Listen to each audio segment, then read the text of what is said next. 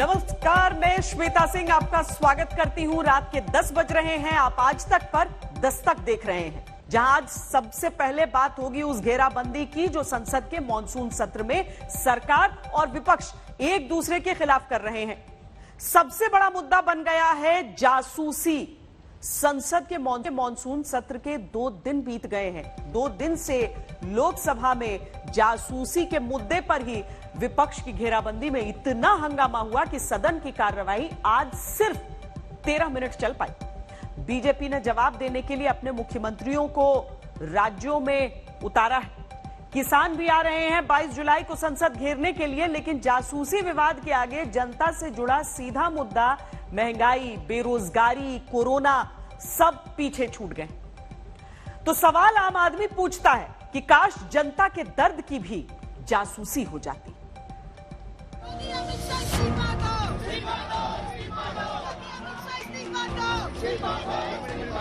हम तो क्रोनोलॉजी समझ रहे हैं। मैं तो अमित शाह जी से कहना चाहता हूं कि आप इसकी क्रोनोलॉजी समझिए। राजनीति के घटते हुए गिरते हुए स्तर को प्रदर्शित करता है। पूरा ध्यान इस सरकार का है यहाँ पर एक पुलिस स्टेट बनाए। भारतीय लोकतंत्र को बदनाम करने की गहरी साजिश है। अमित शाह जवाब दो। प्रधानमंत्री, गृह मंत्री की जिम्मेदारी है कि देश के सामने आकर सच बताएं। भारत के लोकतंत्र के खिलाफ अंतर्राष्ट्रीय षड्यंत्र चल रहा है, उसको एक प्रकार से मदद करने का काम। सुप्रीम कोर्ट मॉनिटर्ड इन्वेस्टिगेशन होनी चाहिए, तब दूध का दूध पानी का पानी हो पाएगा। सरकार का कोई ताल्लुक नहीं है। गांधी जी ने कहा था बुरा मत देखो, बुरा मत सुनो, बुरा मत कहो। उन्हीं गांधी जी की प्रतिमा के आगे संसद परिसर में हाथ में खिलौने वाला टेलीफोन लेकर ममता बनर्जी की पार्टी के सांसद सब कुछ सुनने वाले फोन जासूसी के विवाद में प्रदर्शन करते हैं।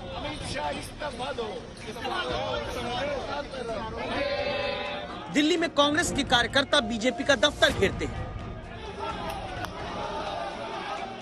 और प्रदर्शन किसी राजनीति के बाद जब मानसून सत्र में सदन का दूसरा दिन लोकसभा में शुरू होता है। आप सदन में गिलेरी में चर्चा मत कीजिए। आप नियम प्रक्रिया से नोटिस दिया, सीनियर नेता है। तो 11 बजते ही जासूसी के मुद्दे पर विपक्ष की घेराबंदी में लोकसभा की कार्यवाही 180 सेकंड में स्थगित हो जाती है। सदन की कार्रवाई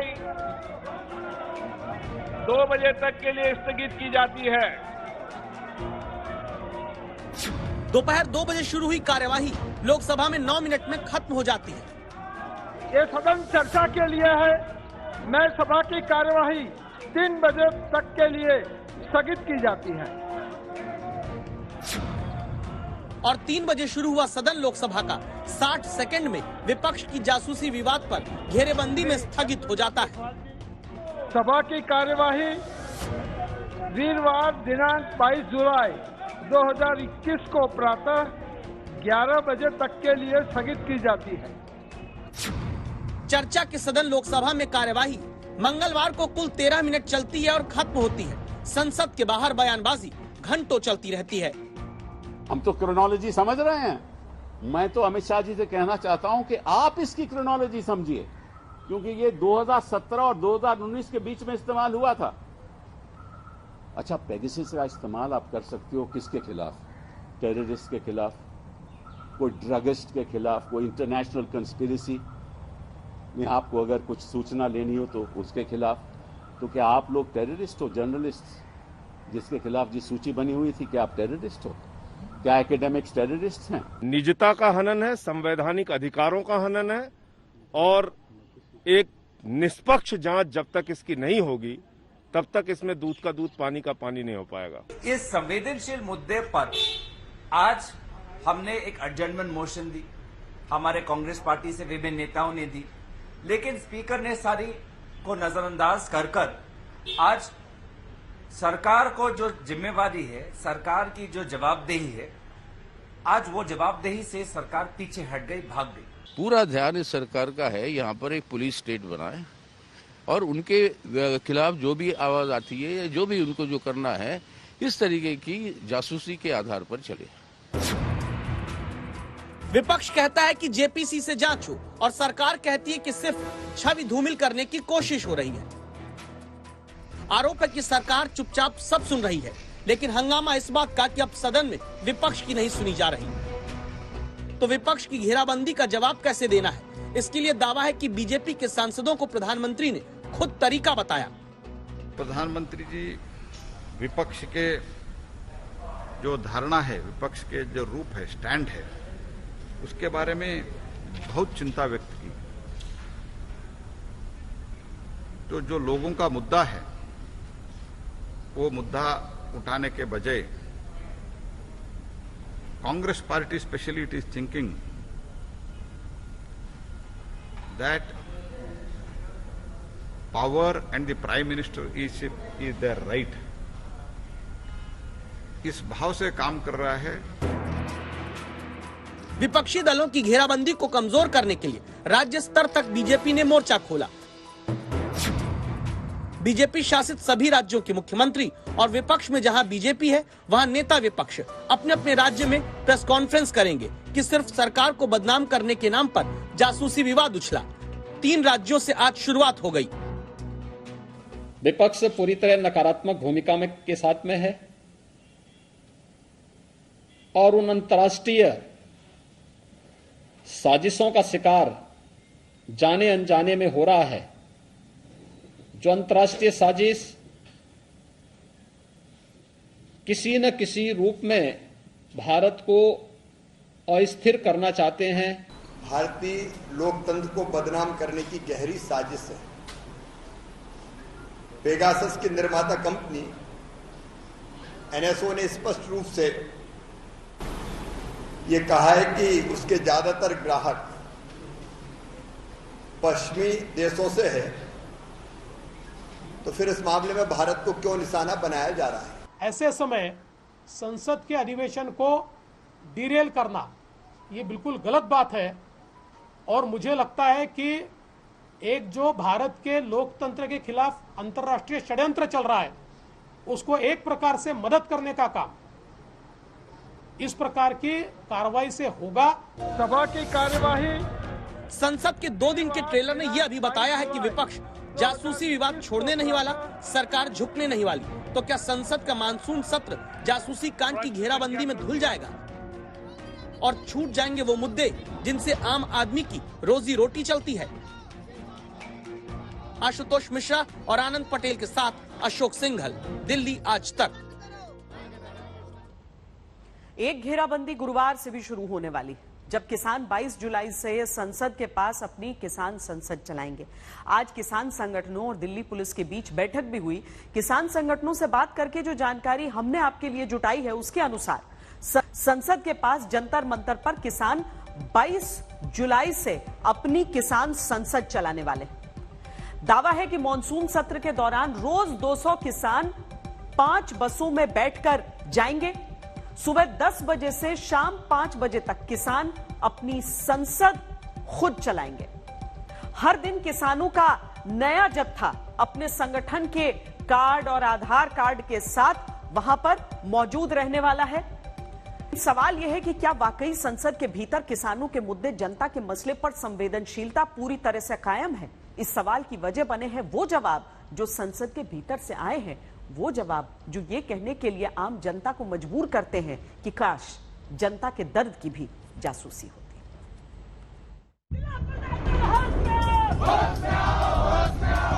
बात संसद में किसानों पर सरकारी संवेदनशीलता की शुरू करें, उससे पहले मध्य प्रदेश के उज्जैन में नाराज किसानों के इस प्रदर्शन को देखना आपके लिए जरूरी है, क्योंकि ये गुस्सा और ये नारेबाजी किसी पार्टी, किसी सरकार के खिलाफ नहीं, बल्कि किसानों की नाराजगी मौसम विभाग से है।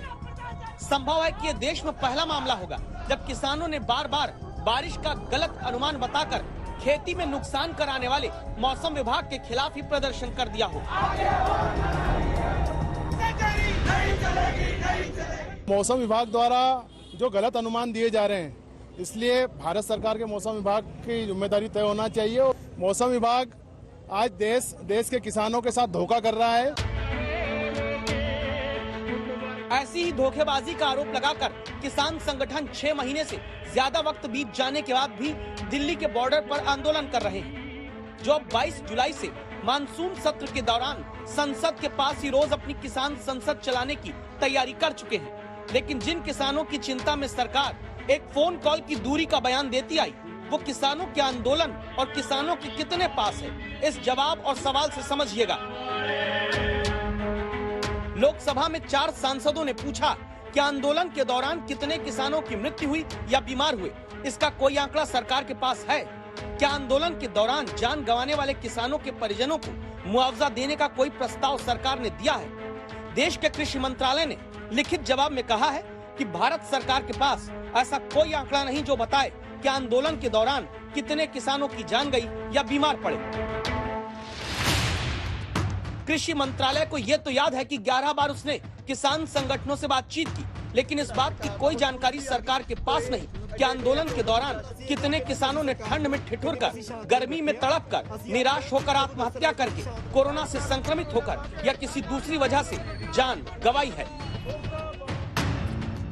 बेरोजगारी का मुद्दा भी संसद में अब तक गायब है। राजस्थान के भीलवाड़ा में पुलिस की गिरफ्त में खड़े इस नौजवान का नाम जयप्रकाश है। पुलिस ने इसे सोने की चेन झपटमारी के अपराध में पकड़ा। दावा है अपराधी बनने की वजह बेरोजगारी और रोजगार न मिल पाने पर चढ़ा कर्ज है। लॉकडाउन से पहले फ्रूट का कोई ठेला लगाता था, उसके बाद जब लॉकडाउन लग गया तो मैंने वो ठेला लगाना बंद कर दिया और फिर मेरा कुछ कर्जा हो गया था और इसी टेंशन में मैं वहाँ बैठा खड़ा सिगरेट पी रहा था। इतने में वो महिला निकली तो उसकी चेन मुझे दिखी थी और जल्दी ही पैसा कमाने की उस नीयत से मैंने वो चेन पे झपटा मार के छीन लिया था। संभव है कि जयप्रकाश की कहानी में आपको सच्चाई में थोड़ी कमजोरी लगे, लेकिन ये तस्वीरें तो सच हैं। जब लखनऊ में शिक्षक भर्ती में अपनी नौकरी के लिए 22 दिन से संघर्ष करते ये नौजवान पुलिस की लाठी खाते हैं, लेकिन रोजगार का मुद्दा भी अभी संसद से गायब है।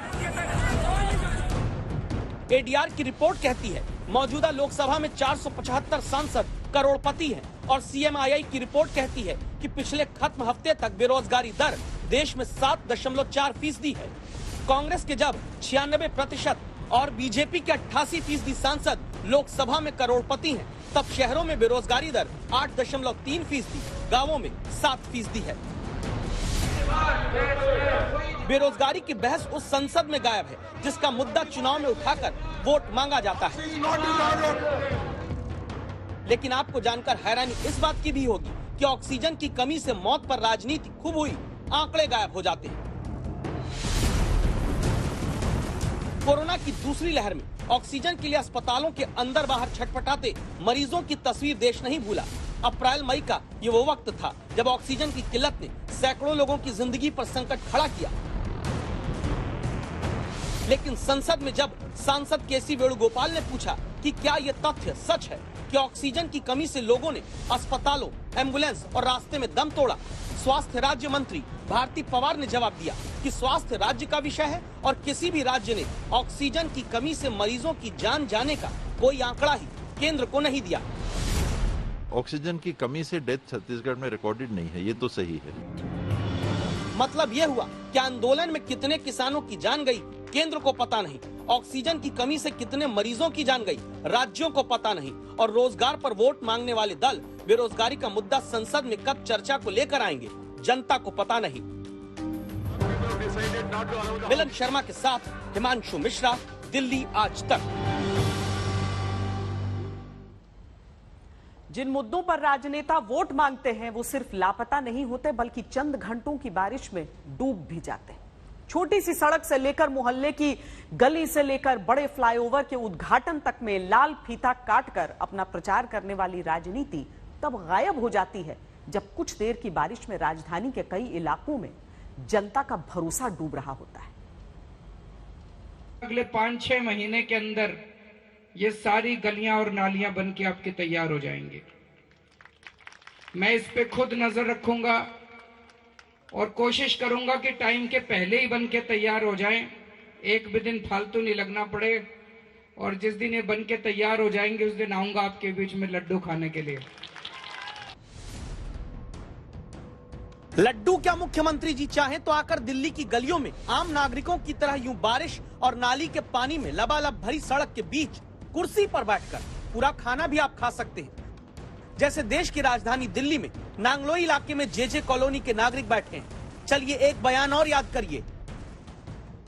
हम दिल्ली की कच्ची कॉलोनियों को लंदन पेरिस बना के दिखाएंगे, इनमें सड़क बनवाएंगे, इनमें नालियां बनवाएंगे, इनमें पानी देंगे, सीवर देंगे, अच्छे पार्क देंगे, अच्छी बिजली देंगे और इन्हीं लोगों को हम लंदन पेरिस बना के दिखाएंगे। इनको उजाड़ के लंदन पेरिस दिल्ली को कभी नहीं बनाएंगे। बिल्कुल 3 साल हुए बयान दिए और देखिए दिल्ली की सड़कों को लंदन और पेरिस दोनों बना हुआ है। लंदन की थेम्स नदी का पानी नांगलोई के जन के पैर खुद सड़क पर आकर पखार रहा है और पेरिस का एफिल टावर कहीं दिल्ली में होता तो उसे भी डुबा देते, जैसे प्रहलादपुर अंडरपास को डुबाए बैठे हैं। बाकी दिल्ली के द्वारका में जब चंद घंटे की बारिश के बाद पाताल फाड़ विकास की तस्वीरें सामने आई तो पूरी दुनिया ने देखा कि किसी भी देश की राजधानी जो उस पूरे देश की पहचान को बताती है वो दिल्ली में कैसे धंसी हुई नजर आती है। तो सवाल उठता है, क्या दिल्ली की हालत अभी से ऐसी है जो जनता को मुफ्त बिजली, मुफ्त पानी के साथ मुफ्त स्विमिंग पूल की सुविधा सड़क पर दे दी गई? दिल्ली सरकार से कहना चाहते हैं, भारत सरकार से कहना चाहते हैं, जितनी भी हमारी कॉलोनी है ये 1968 के अंदर बनी थी। जो हमारे पास पर्ची है 17 तारीख 9वां महीना 1968 की है, मेरे पिताजी के नाम से है वो। ये आज से पानी नहीं भर रहा है, ये हर साल पानी भरता है। हर साल हम कंप्लेंट करते हैं, कोई भी नेता, चाहे वो काउंसलर हो, चाहे वो एमएलए हो, चाहे वो एमपी हो, कोई हमारी मदद को नहीं आता अभी भी। दरअसल दिल्ली में 2846 नाले चारों तरफ फैले हैं जो 11 एजेंसियों के अधीन आते हैं। सबसे ज्यादा 1037 नाले दिल्ली सरकार के अधीन आने वाले PWD को संभालने होते हैं। दूसरे नंबर पर बीजेपी शासित एमसीडी के अंडर में 645 नालों की साफ सफाई का जिम्मा होता है। लेकिन आपसी राजनीति का नतीजा ये होता है कि दिल्ली हर बार डूबती है, जैसे डूब गया मेहरौली बदरपुर रोड को जाने वाला प्रहलादपुर का अंडरपास, जहां इस डूबी हुई बस की ऊंचाई के साथ आप समझिए अंडरपास बनाने के बाद पानी की निकासी कैसे होगी, इसका मुकम्मल इंतजाम एजेंसियां नहीं सोच पाई। इसी अंडरपास में सोमवार को एक युवक की जान चली गई। 10, 12, 15 साल से देखता आ रहा हूँ यहाँ पे, और मैं 8-10 साल से ज्यादा बहुत बुरी समस्या देखता हूँ। जब भी बारिश होती है यहाँ पे बहुत पानी भरा रहता है और यहाँ पे कोई ना कोई दुर्घटना होती चली जाती है। तो जनता का सवाल है कि फिर दिल्ली की कुर्सी सौंपने के बाद राजधानी के पेरिस और लंदन बनने का इंतजार करें या फिर किसी दुर्घटना के इंतजार में, या अपनी नियत ही इस बारिश के पानी को मानकर खुद कुर्सी डालकर बैठे रहें। आज तक ब्यूरो। और अब एक शुद्ध राजनीतिक खबर जिसमें दस्तक इस बात की कि क्या पंजाब वाला फॉर्मूला अब राजस्थान में सचिन पायलट के लिए कांग्रेस हाईकमान अपनाएगा।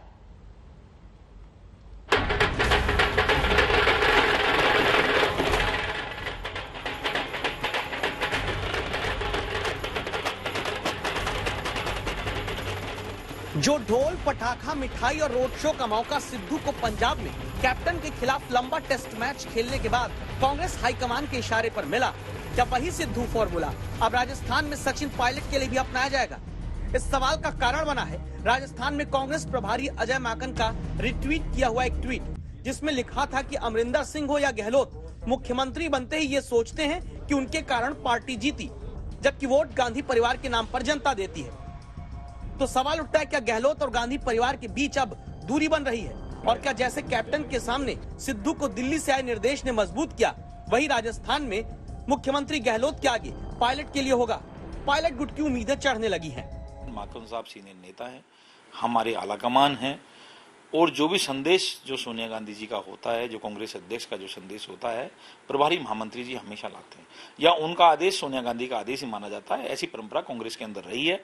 तो जिस तरह से माकन साहब ने कोई ट्वीट किया है तो उनमें दर्द है या कोई उनको अपेक्षा महसूस हो रही है या उनकी अपेक्षा की जा रही है, ये तो वो खुद बता पाएंगे। और आलाकमान के बयान के ऊपर मैं एक तुच्छ कार्यकर्ता अपनी टिप्पणी करूं, ये ठीक नहीं है। दरअसल दिल्ली में कांग्रेस हाईकमान का फॉर्मूला था कि पायलट गुट के 5 लोगों को मंत्रिमंडल में जगह दी जाएगी, लेकिन दिल्ली से जब भी प्रभारी अजय माकन जयपुर पहुंचे, दावा है मुख्यमंत्री गहलोत तारीख पर तारीख देके टरकाते रहे। मुझे लगता है कि अजय माकन साहब महासचिव हैं, राजस्थान के प्रभारी हैं और वो आला कमान के रिप्रेजेंटेटिव हैं। जो उन्होंने कहा है उनकी बातों को हमें गंभीरता से लेना चाहिए और जो भी कहना था वो खुद ही कह चुके हैं अजय माकन साहब। कब तक हो जाएगा राजनीतिक नियुक्तियां, मंत्रिमंडल में विस्तार? वो संगठन और सत्ता के लोग चर्चा कर रहे हैं, अखिल भारतीय कांग्रेस कमेटी भी और पार्टी भी। मुझे लगता है बहुत जल्द जो भी अजय माकन जी कह रहे हैं उस पर कार्यक्रम आगे बढ़ेगा। पंजाब में सिद्धू के लिए दिल्ली आला कमान से आए निर्देश में गहलोत को अपने राज्य के लिए इशारा शायद दिखने लगा, क्योंकि मुख्यमंत्री जब सिद्धू को बधाई संदेश देते हैं तो उसमें लिखते हैं कि उम्मीद है नवजोत सिंह कांग्रेस की रीत और नीति का पालन करेंगे। कांग्रेस आला कमान से खुद को ऊपर समझने वाले मुख्यमंत्री अशोक गहलोत के जिक्र के ट्वीट को राजस्थान कांग्रेस के प्रभारी अजय माकन का रिट्वीट करना और फिर मुख्यमंत्री अशोक गहलोत का पंजाब कांग्रेस के नए अध्यक्ष नवजोत सिद्धू को बधाई देने के तरीके को लेकर सियासी गलियारों में तरह तरह की चर्चाएं हो रही है कि क्या मुख्यमंत्री अशोक गहलोत और कांग्रेस आलाकमान के बीच रिश्ते ठीक नहीं हैं। दानिश सिद्दीकी वो भारतीय पत्रकार जिनकी मौत पिछले हफ्ते अफगानिस्तान में हुई। तालिबान ने उनकी मौत पर खेद भी जताया था, लेकिन दस्तक के इस हिस्से में आज हम तालिबान की झूठ का पर्दाफाश करेंगे। अफगानिस्तान में आज तक से बातचीत में अफगानिस्तान की सेना के कमांडर ने बताया कि दानिश सिद्दीकी को तालिबान ने पहले गोली मारी और फिर उनकी मौत के बाद उनके सिर पर गाड़ी चढ़ाई थी।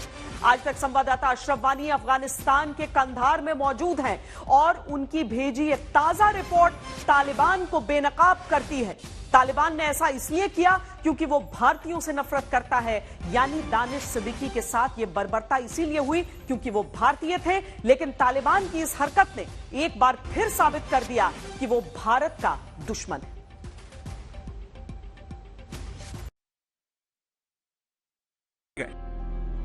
और देश में हर किसी की आंख नम हो गई। लेकिन अफगानिस्तान पहुंचे आज तक को दानिश की मौत पर बड़ी जानकारी हाथ लगी है। पता चला है कि दानिश को गोली मारने वाले तालिबान ने उनके साथ कितना बुरा सलूक किया। आज तक के कैमरे पर अफगान कमांडर ने बताया कि तालिबान ने पहले दानिश को गोली मारी और फिर उनकी मौत के बाद उनके सिर को गाड़ी से कुचला। तालिबान ने ऐसा इसलिए किया क्योंकि दानिश भारतीय थे और तालिबान भारत से नफरत करता है। तालिबान की क्रूरता पर यह खुलासा कंधार में आज तक संवाददाता अशरफ वानी से बातचीत के दौरान बिलाल अहमद ने किया। बिलाल अहमद पिछले 5 सालों से अफगान सेना से जुड़े हैं और कमांडर के पद पर तैनात हैं। ध्यान से सुनिए दानिश सिद्दीकी के साथ तालिबान ने कितनी बर्बरता की। स्पिन बोलदा कुलूसवालिया डिस्ट्रिक्ट है अफगान कंधार के, तो वो वहाँ पे ये न्यूज जारी कर रहा था, तो लड़ाई झगड़ा शुरू हो गई। तालिबान ने अपना बैरक दरवाजे पे लगाया, तो वो इंडियन जर्नलिस्ट जो था वो वही हादसे में दानिश सिद्दीकी उसी वक्त वहाँ पे मौजूद था, अपना ये न्यूज वीडियो कर रहा था। तो तालिबान की तरफ से वो एक दफा गोली पे लगाए, फिर उसके सर पे टांग चढ़वाया, गाड़ी और टांग उसके सर पे गाड़ी चढ़वाई है। तो उसी वक्त वो जब वो शहीद हुआ तो उन लोगों ने देखा ये इंडियन है, इंडियन यूजर है, तो उससे एक मरा हुआ था, शहीद हुआ था, लेकिन फिर भी उसके सर पे गाड़ी चढ़वाई। दानिश सिद्दीकी की मौत के बारे में अभी तक ये बताया गया कि वो अफगान सेना और तालिबान के बीच झड़प में मारे गए।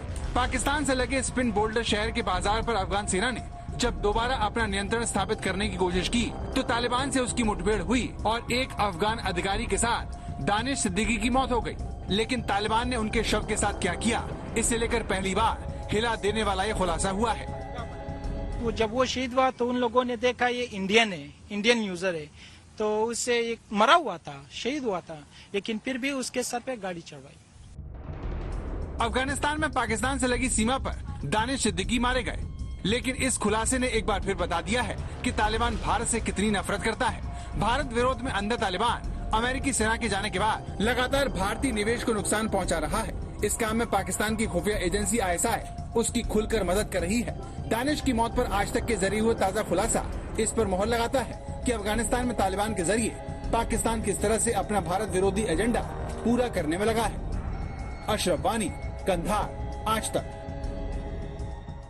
तो उसी वक्त जब वो शहीद हुआ तो उन लोगों ने देखा ये इंडियन है, इंडियन यूजर है, तो उससे एक मरा हुआ था, शहीद हुआ था, लेकिन फिर भी उसके सर पे गाड़ी चढ़वाई।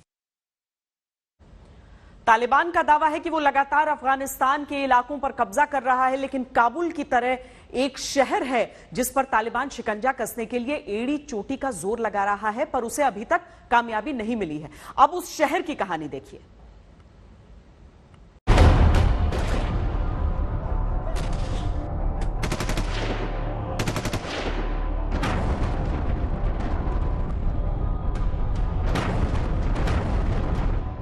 तालिबान दावा कर रहा है कि जल्द ही पूरा अफगानिस्तान उसकी मुट्ठी में होगा, लेकिन फिर भी पहाड़ पर बनी ये चेक पोस्ट तालिबान की पहुंच से दूर है।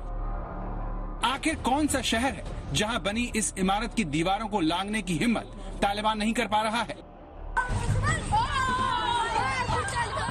आखिर ये कौन सी जगह है जहां पर छोटे छोटे बच्चे तालिबान के खिलाफ नारेबाजी कर रहे हैं?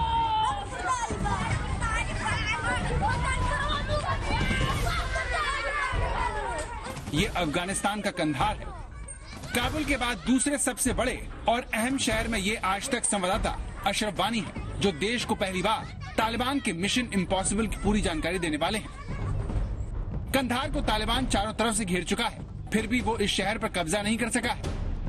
इसकी सबसे बड़ी वजह शहर की शुरुआत में बनी ये चेक पोस्ट है, जहाँ पर तालिबान को रोकने के लिए अफगान सेना ने पूरी ताकत झोंक दी है।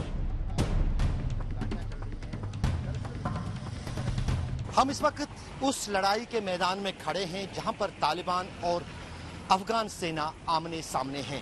दरअसल ये शहर का बाहरी इलाका है और आप यकीन कर लीजिए कि शहर के इस इलाके के बाद पूरा जो नियंत्रण है इस अफगानिस्तान के इस सूबे का, वो तालिबान के हाथ में। जो सड़क काबुल से यहाँ आती है, जिस पर अभी आप देख रहे हैं जो गाड़ियाँ चल रही हैं, दरअसल इस सड़क का अधिकतर हिस्सा जो है वो तालिबान के कब्जे में है। अमेरिकी सेना के जाते ही अफगान सैनिकों के भागने और समर्पण करने की बात सामने आई थी। इसकी एक बड़ी वजह कंधार शहर है, जिसे सुरक्षित रखने के लिए अफगान सेना ने पूरी ताकत इस शहर में लगा दी है। लेकिन यहाँ तैनात सैनिक हथियार की कमी की शिकायत करते हैं। ये बोल रहे हैं कि हम रेडी है जंग के लिए, सिर्फ हमारे कुछ मुश्किल है वो ये कि हमारे पास वेपन्स जो है ना वो उसकी कमी के साथ हम पेश है। वैसे हम इन पर भारी है। तो ये लोग सारे कंधार को सुकूत कर रहे हैं। जब कंधार पकड़ा ना तो फिर काबुल और वो जगह इन लोगों के लिए आसान है। अभी भी बोलदक में हमारा एक भी आर्मी नहीं है, सब तलिबान के हाथ पे है दरवाजा पाकिस्तान की जो है। ये सारा गेम पाकिस्तान का है, तो इन लोगों ने यहाँ पे लाया, कहते हैं अपना दहशतगर्दी।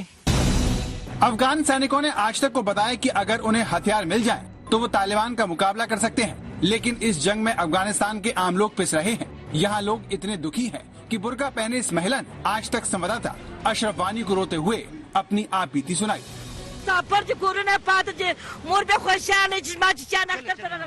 ये बोलता है इस लड़ाई के दौरान मेरा एक बेटा था जो कुछ दिन बाद उसकी शादी होने वाली थी। तालिबान ने आकर हमारे घर पे जो अटैक किया, यहाँ के जो लोगों पर अटैक किया है, तो उसी अटैक के दौरान मेरा बेटा जो था कुछ दिन बाद उसकी शादी थी वो भी शहीद हो गया है। मेरा जो खावन था या पति था इसका वो भी शहीद हो गया है।